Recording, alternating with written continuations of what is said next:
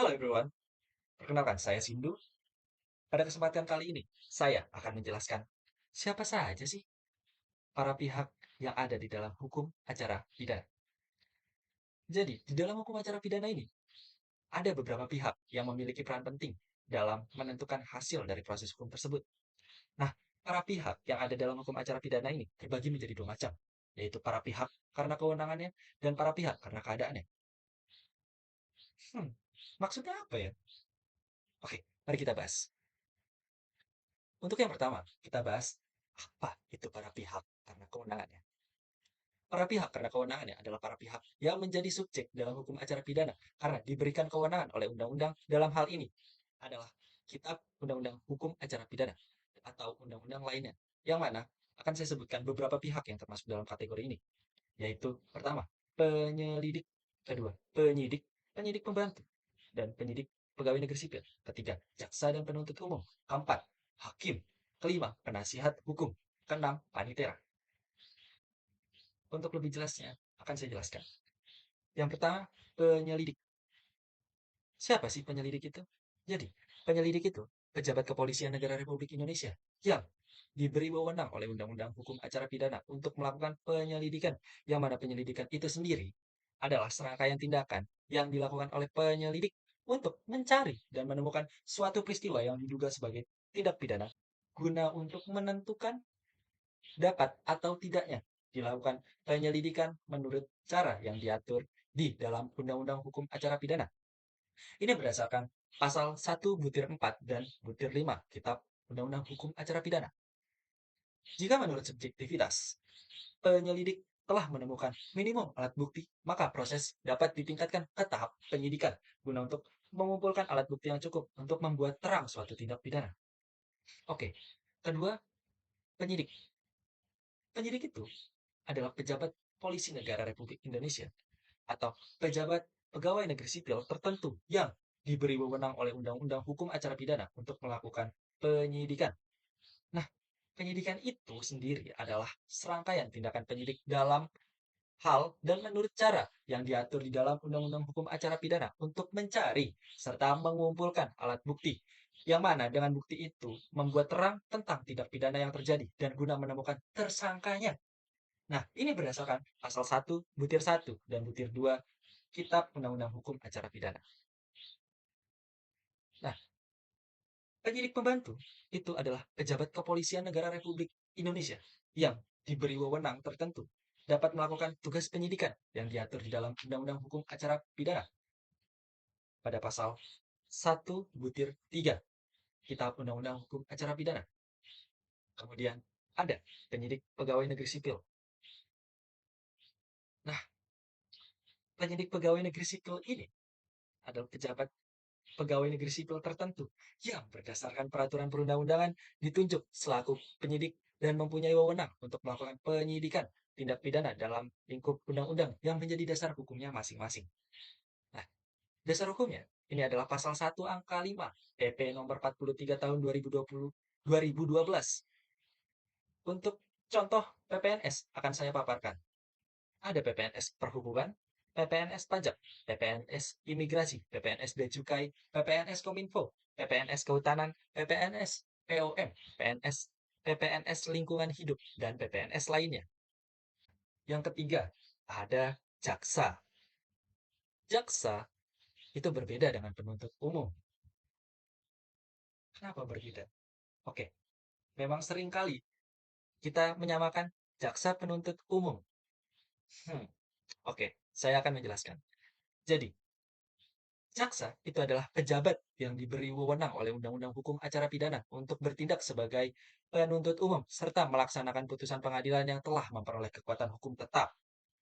Ini berdasarkan pasal 1 butir 6 huruf A Kitab Undang-Undang Hukum Acara Pidana. Nah, kalau penuntut umum, ini adalah jaksa yang telah diberi wewenang oleh Undang-Undang Hukum Acara Pidana untuk melakukan penuntutan dan melaksanakan penetapan hakim. Ini berdasarkan pasal 1 butir 6 huruf B Kitab Undang-Undang Hukum Acara Pidana. Mungkin kalian atau teman-teman masih bingung. Jadi, buat penjelasannya tuh seperti ini. Kita akan gunakan analogi tentang sebuah tim sepak bola untuk menjelaskan perbedaan antara jaksa dan penuntut umum. Dalam sistem peradilan, dengan cara yang lebih sederhana. Bisa dibayangkan sistem peradilan sebagai sebuah tim sepak bola dan jaksa serta penuntut umum sebagai dua pemain dalam tim tersebut. Jaksa dapat diibaratkan sebagai seorang kapten tim. Mereka memiliki peran yang luas dan beragam dalam tim. Sebagai seorang kapten yang mengatur strategi, jaksa juga melakukan berbagai tugas seperti penuntutan di pengadilan, melaksanakan putusan hukum, dan melakukan penyidikan terhadap tindak pidana. Mereka juga bertanggung jawab atas pengawasan pelaksanaan hukum dan memberikan bantuan serta pertimbangan hukum kepada lembaga negara, pemerintah daerah, serta badan usaha milik negara atau daerah. Nah, sementara itu, penuntut umum dapat kita ibaratkan sebagai seorang penyerang dalam tim. Mereka memiliki peran yang lebih fokus dalam mencetak gol. Seperti seorang penyerang yang bertugas mencetak gol, penuntut umum bertugas menyusun surat dakwaan, menyampaikan surat dakwaan di pengadilan, dan mengajukan bukti dan saksi. Mereka juga bertanggung jawab untuk menuntut terdakwa dengan hukuman pidana, melaksanakan penetapan hakim, dan mengambil langkah-langkah hukum tambahan seperti kasasi, peninjauan kembali, dan gerasi. Nah, yang keempat, hakim. Mungkin kalian sudah tahu, teman-teman sudah tahu hakim itu seperti apa.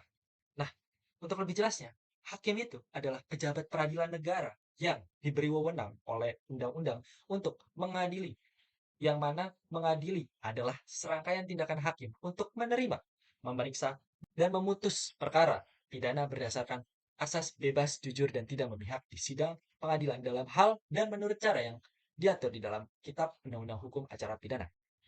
Ini berdasarkan pasal 1 butir 8 dan butir 9 Kitab Undang-Undang Hukum Acara Pidana. Yang kelima, ada penasihat hukum. Nah, kenapa saya bilang penasihat hukum? Jadi, di dalam Kitab Hukum Acara Pidana itu tidak ada yang namanya advokat, tetapi ada penasihat hukum. Makanya saya cantumkan di sini adalah penasihat hukum. Nah, yang mana penasihat hukum sendiri? Itu adalah seorang yang memenuhi syarat yang ditentukan oleh atau berdasarkan undang-undang untuk memberikan bantuan hukum. Yang mana di sini berdasarkan pasal 1 butir 13 Kitab Undang-Undang Hukum Acara Pidana. Oke, yang keenam, ada panitera, panitera pengganti. Hmm, oke, kita mulai dari panitera.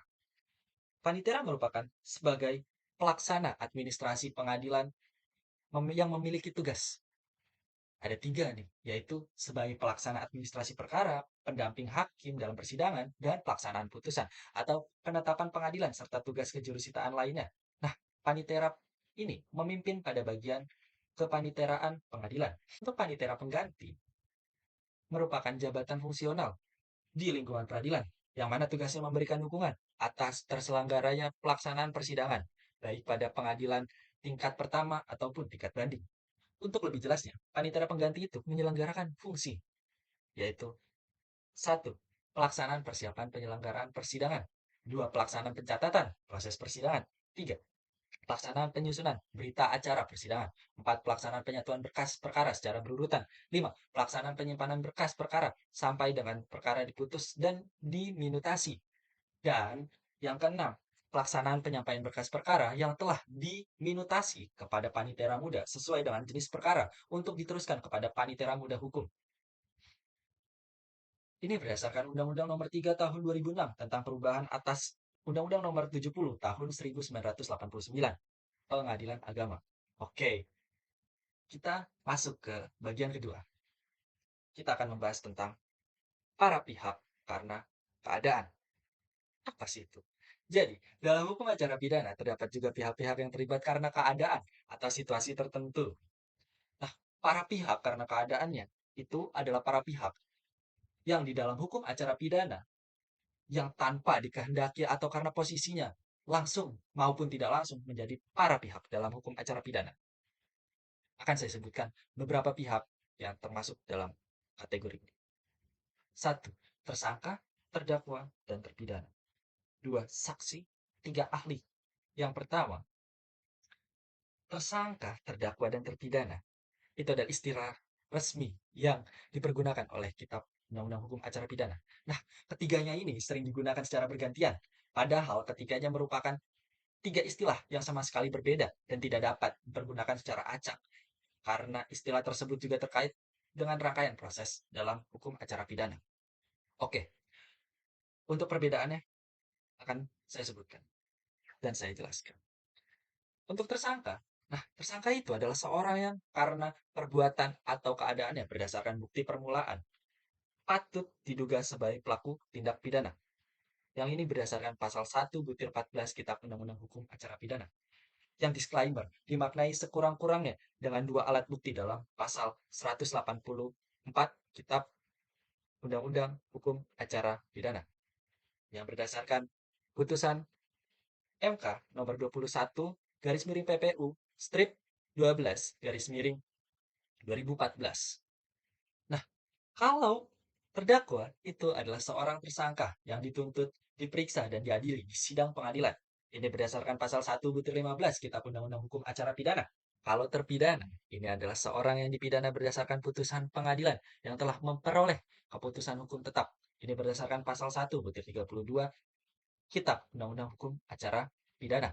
Nah, jadi ketiga tersebut memiliki keterkaitan yang merupakan sebuah tahapan rangkaian proses dalam hukum acara pidana. Jadi tahapan prosesnya yang pertama, dia menjadi tersangka, kemudian menjadi terdakwa, dan menjadi terpidana bila sudah ada putusan pengadilan yang telah memperoleh keputusan hukum tetap. Oke, yang kedua, ada saksi. Mungkin teman-teman itu mengetahui seperti apa atau siapa itu saksi. Untuk lebih jelasnya, saksi itu adalah orang yang dapat memberikan keterangan guna kepentingan penyidikan, penuntutan, dan peradilan tentang suatu perkara yang dia dengar sendiri, ia lihat sendiri, dan alami sendiri. Ini berdasarkan pasal 1 butir 26 Kitab Undang-Undang Hukum Acara Pidana. Tetapi terdapat disclaimer ya, ada perubahan makna saksi berdasarkan putusan MK nomor 65 garis miring PUU strip 8 garis miring 2010. Menurut putusan MK nomor 65 garis miring PUU strip 8 garis miring 2010, pasal 1 butir 26 Kitab Hukum Acara Pidana dinyatakan tidak mengikat sepanjang pengertian saksi tidak dimanai, termasuk pula orang yang dapat memberikan keterangan guna kepentingan penyidikan, penuntutan, dan peradilan tentang suatu perkara pidana yang tidak selalu ia dengar sendiri, ia lihat sendiri, dan ia alami, atau testimoni de auditu. Larangan sebagai saksi dapat dilihat dalam pasal 16.8 atau 168 Kitab Undang-Undang Hukum Acara Pidana diberikan kepada satu keluarga saudara atau semenda dalam garis lurus ke atas atau ke bawah sampai derajat ketiga dari terdakwa. Kedua, saudara dari terdakwa, saudara ibu atau bapak juga mempunyai hubungan karena perkawinan dan anak-anak saudara terdakwa. Ketiga, suami atau istri terdakwa meskipun sudah bercerai. Empat, seorang karena jabatannya mengundurkan diri karena sebagai saksi. Nah, ini berdasarkan pasal 168 Kitab Undang-Undang Hukum Acara Pidana. Yang ketiga, ada ahli. Nah, dalam hal ini, di dalam pasal 179 Kitab Undang-Undang Hukum Acara Pidana, disebutkan secara garis besar, ahli dibedakan dalam dua kelompok besar, yaitu ahli kedokteran, kehakiman, dan ahli lainnya. Untuk disclaimer kembali, ahli lainnya ini tidak ada penjelasan tambahan mengenai ahli lainnya dan bagaimana standarisasi ahli. Oke, untuk kesimpulannya dari semua yang telah saya jelaskan, kesimpulannya dalam hukum acara pidana terdapat dua kategori yang terlibat, yaitu para pihak karena kewenangannya dan para pihak karena keadaannya. Para pihak karena kewenangannya adalah pihak-pihak yang memiliki peran dalam hukum acara pidana karena diberikan kewenangan oleh undang-undang, seperti penyelidik, penyidik, jaksa, hakim, penasihat hukum, dan panitera. Sementara itu para pihak karena keadaannya adalah pihak-pihak yang terlibat dalam hukum acara pidana, karena keadaan atau situasi tertentu seperti tersangka, terdakwa, terpidana, saksi, dan ahli. Tersangka adalah orang yang diduga melakukan tindak pidana. Terdakwa adalah tersangka yang dituntut dan diadili di pengadilan. Terpidana adalah orang yang dipidana berdasarkan putusan pengadilan. Saksi adalah orang yang memberikan keterangan dalam proses penyidikan, penuntutan, dan peradilan. Dan ahli adalah orang yang memiliki keahlian khusus dan memberikan pendapat atau penjelasan dalam perkara pidana. Setiap pihak ini memiliki peran penting dalam proses hukum acara pidana dan berkontribusi dalam menentukan hasil dari proses tersebut. Dalam acara pidana atau dalam hukum acara pidana, baik penjelasan para pihak karena kewenangan maupun dari penjelasan para pihak karena keadaan yang sudah saya jelaskan, ini memiliki peran yang sangat penting. Para pihak tersebut saling berinteraksi dan berkontribusi dalam hukum acara pidana, yang mana dalam proses hukum untuk mencapai keadilan, semua pihak harus menjalankan peran kewajibannya dengan penuh tanggung jawab agar proses hukum tersebut berjalan dengan adil dan transparan. Mungkin sekian dari penjelasan saya. Terima kasih sudah menyimak penjelasan tentang siapa saja para pihak yang ada di dalam hukum acara pidana. Terima kasih. Sekali lagi saya ucapkan see you next time.